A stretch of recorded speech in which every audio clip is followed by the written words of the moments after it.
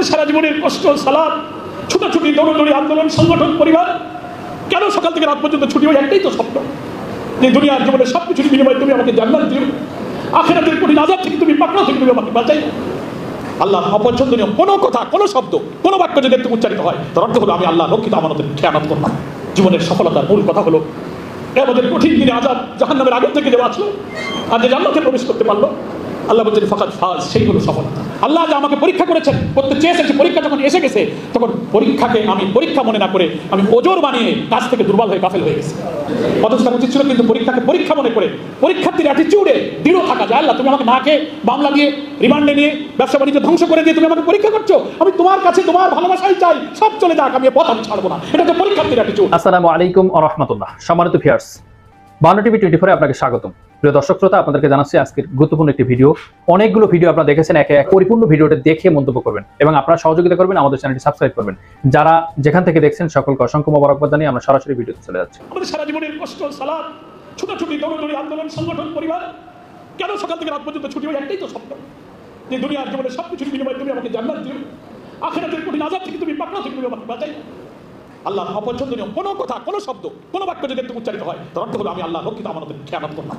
জীবনের সফলতার মূল কথা হলো আমাদের কঠিন দিনে আযাব, জাহান্নামের আগুন থেকে যে বাঁচলো আর যে জান্নাতে প্রবেশ করতে পারলো, আল্লাহ বলছেন ফাকাদ ফাজ, সেই হলো সফলতা। আল্লাহ যে আমাকে পরীক্ষা করেছেন, করতে চেয়েছেন, পরীক্ষা যখন এসে গেছে তখন পরীক্ষাকে আমি পরীক্ষা মনে না করে আমি ওজোর বানিয়ে কাজ থেকে দুর্বল হয়ে গাফেল হয়ে গেছি। অথচ তার উচিত ছিল কিন্তু পরীক্ষাকে পরীক্ষা মনে করে পরীক্ষার্থীর অ্যাটিটিউডে দৃঢ় থাকা, যায় আল্লাহ তুমি আমাকে না খেয়ে মামলা দিয়ে রিমান্ডে নিয়ে ব্যবসা বাণিজ্য ধ্বংস করে দিয়ে তুমি আমাকে পরীক্ষা করছো, আমি তোমার কাছে তোমার ভালোবাসাই চাই, সব চলে যাক, আমি পথ আমি ছাড়বো না। এটা তো পরীক্ষার্থীর অ্যাটিটিউড, নাকি বলেন? আসসালামু আলাইকুম ওয়া রাহমাতুল্লাহি ওয়া বারাকাতুহু।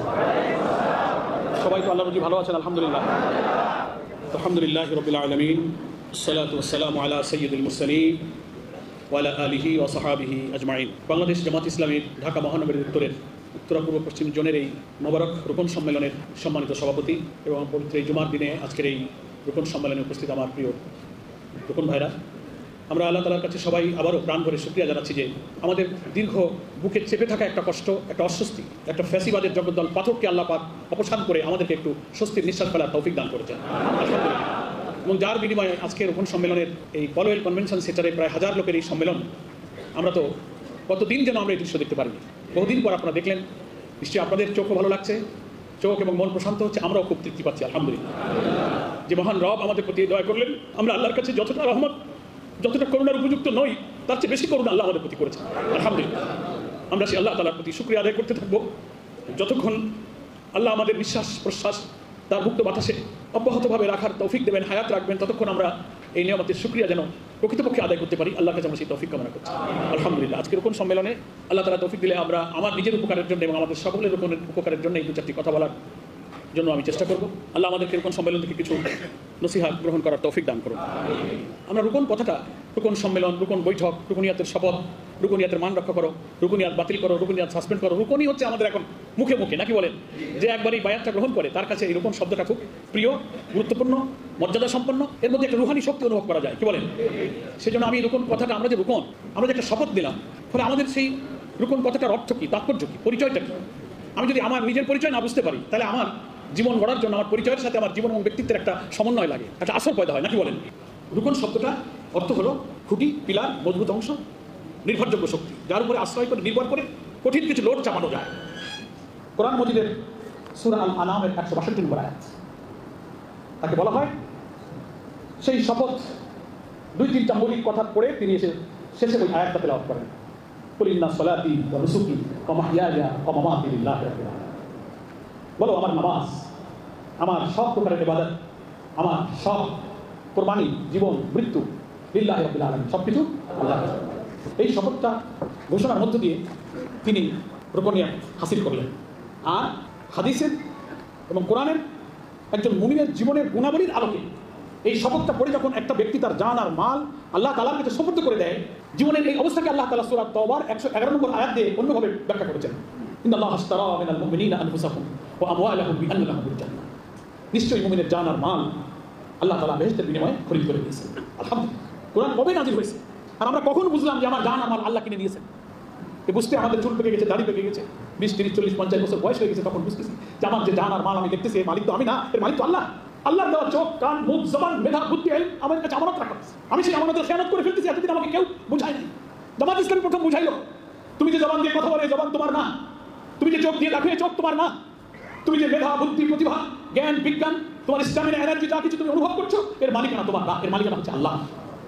তোমার দুটো হাত তোমার কাছে আল্লাহ জমা রেখেছে, হাতের আসল মালিক তুমি না।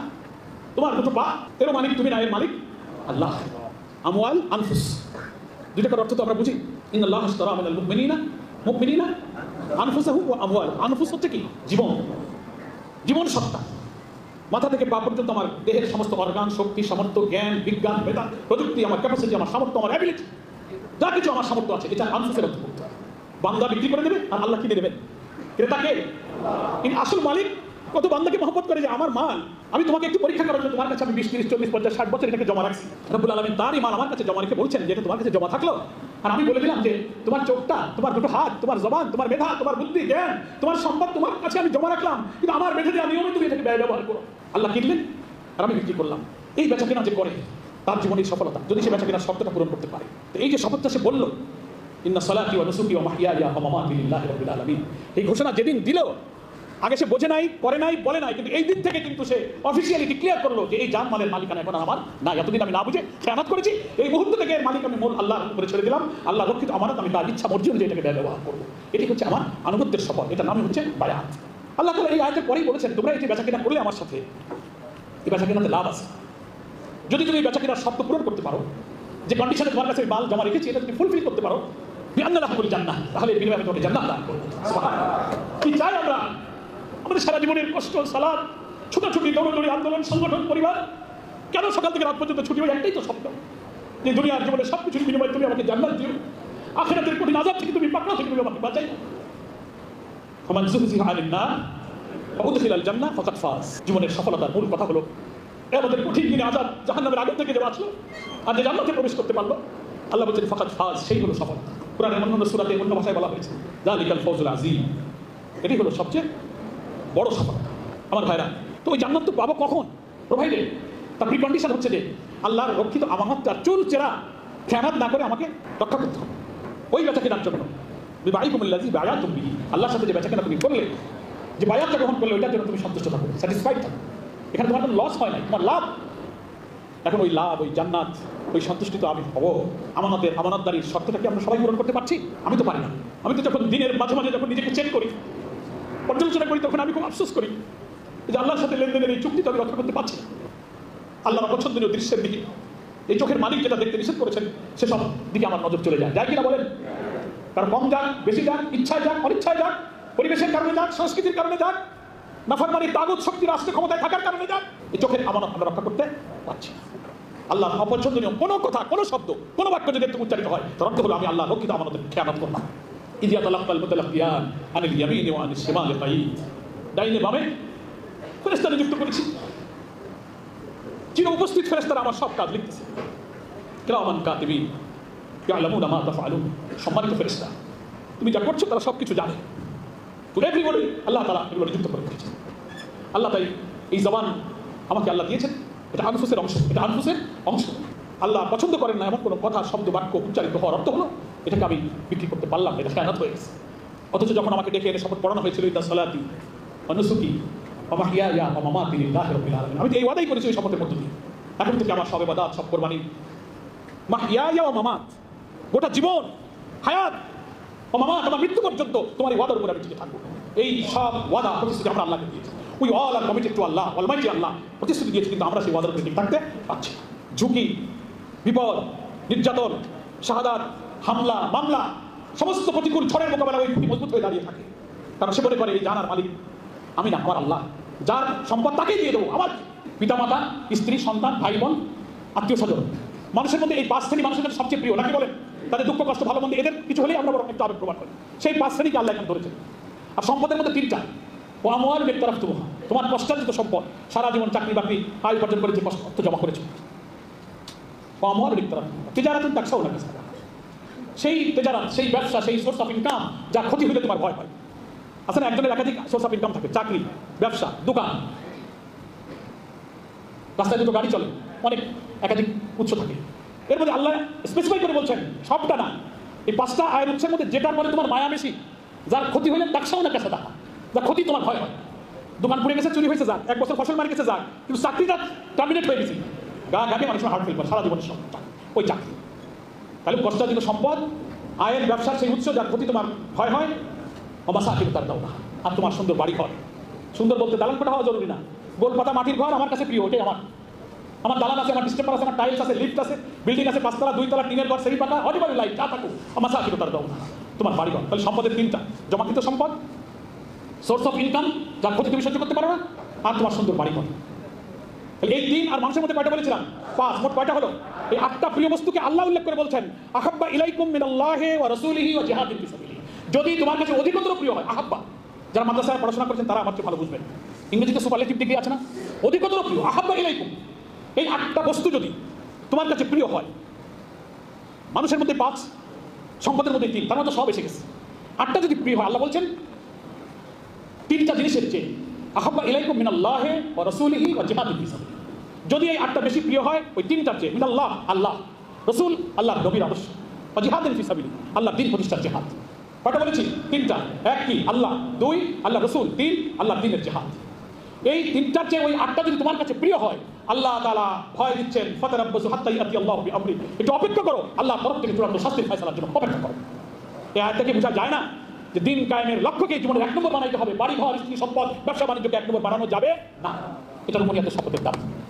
আল্লাহর দিন কায়েমের লক্ষ্য যখন 1 নম্বরে না হয়, অন্য কিছু 1 নম্বরে যায়, তখন মান নামে। আর দ্বিতীয় কারণ হলো আল্লাহ বলেছেন যে ইসলামী আন্দোলনের এই পথে চলতে গেলে, ইমানের দাবিদার হয়ে সত্যের পথে যে চলবে, আমি তাকে পরীক্ষা করবো। কি আছে কিনা কোরআন শরীফে? বলে নাবলুয়ান্নাকুম, পড়েছেন কিনা? আহাসিবান নাসু আইয়ুতরাকু আইয়াকুলু আমান্না। আল্লাহ যা আমাকে পরীক্ষা করেছেন, করতে চেয়েছেন, সে পরীক্ষা যখন এসে গেছে, তখন পরীক্ষাকে আমি পরীক্ষা মনে না করে আমি ওজোর বানিয়ে কাজ থেকে দুর্বল হয়ে গাফেল হয়ে গেছি। অথচ তার উচিত ছিল কিন্তু পরীক্ষাকে পরীক্ষা মনে করে পরীক্ষার্থীর অ্যাটিটিউডে দৃঢ় থাকা, যে আল্লাহ তুমি আমাকে না খেয়ে মামলা দিয়ে রিমান্ডে নিয়ে ব্যবসা বাণিজ্য ধ্বংস করে দিয়ে তুমি আমাকে পরীক্ষা করছো, আমি তোমার কাছে তোমার ভালোবাসাই চাই, সব চলে যাক, আমি পথ আমি ছাড়বো না। এটা হচ্ছে পরীক্ষার্থীর অ্যাটিটিউড, নাকি বলেন? আমি 1 বেলা খাবো, 2 বেলা খাবো, আমি দুনিয়া ছাড়তে রাজি, কিন্তু তোমাকে আমি ছাড়বো না। That is the attitude of Islamity. এটাই হচ্ছে পরীক্ষার্থীর অ্যাটিটিউড। আমাদেরকে আল্লাহর সাথে সম্পর্ক গভীর করতে হবে, আল্লাহর সাথে সম্পর্ক গভীর করতে হবে, আল্লাহকে চিনতে হবে, আল্লাহর সৃষ্টি নিয়ে গবেষণা করতে হবে, আল্লাহর মারফতটা নিজে উপলব্ধি করতে হবে। আল্লাহ রব, আল্লাহ গফুর রহিম, আল্লাহ রহমান, আল্লাহ খালিক, আল্লাহ মালিক, আল্লাহর সৃষ্টি আর তার শক্তি ক্ষমতা নিয়ে তার সামনে মাথাটা লুকিয়ে দিয়ে আল্লাহর পরিচয় সম্পর্কে হৃদয় মনকে আমাদের প্রশান্ত করতে হবে। এবং দ্বিতীয় হলো সেই আল্লাহর সাথে সম্পর্কটা রক্ষা করা যায় সালাতের মাধ্যমে। নামাজ, সালাত মনে থাকবে তো?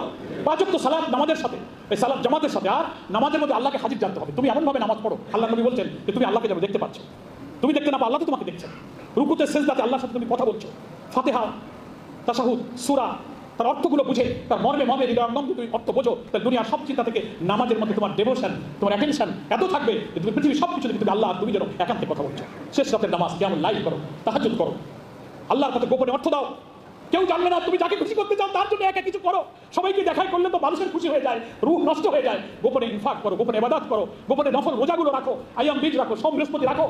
এইভাবে আল্লাহর সাথে সম্পর্ক, কোরআনের সাথে সম্পর্ক তেলাওয়াত করো, অর্থসহ কোরআন তাফসীর করো, বুঝে করো, পড়ে পড়ে সেই রাসূলের যুগে নিজের হৃদয়কে তুমি বিচরণ করো। আল্লাহর সাথে সম্পর্ক নামাজের মাধ্যমে, কোরআন পড়ে, ইনফাকের মাধ্যমে, নফলিয়াত, দোয়া এবং তাসবিহ, জিকিরের মধ্য দিয়ে আল্লাহর সাথে যে বান্দার প্রেম, আকর্ষণ, ভালোবাসা, নিবেদন যত গভীর হবে, সংসার, নফস, তাগুত, স্ত্রী সন্তানের আকর্ষণ থেকে আল্লাহর আকর্ষণ তার অন্তরে আল্লাহ বাড়িয়ে দেবেন। আলহামদুলিল্লাহ। সে মনে করবে আমি সব কিছুতে আল্লাহকে ভালোবাসি, আমি সব ছাড়তে রাজি, আল্লাহকে ছাড়তে রাজি না, কিন্তু কাউকে ভালোবাসার জন্য আমি আল্লাহকে ত্যাগ করবো না, সব ত্যাগ করবো কিন্তু আল্লাহকে ছাড়বো না। এই স্পিরিচুয়ালিটি আল্লাহর সাথে সম্পর্কের মাধ্যমে তৈরি হয়। এটাই শুধু রুকুনিয়াতের চেতনার উপরে আমাদেরকে দাঁড়িয়ে রাখতে পারে।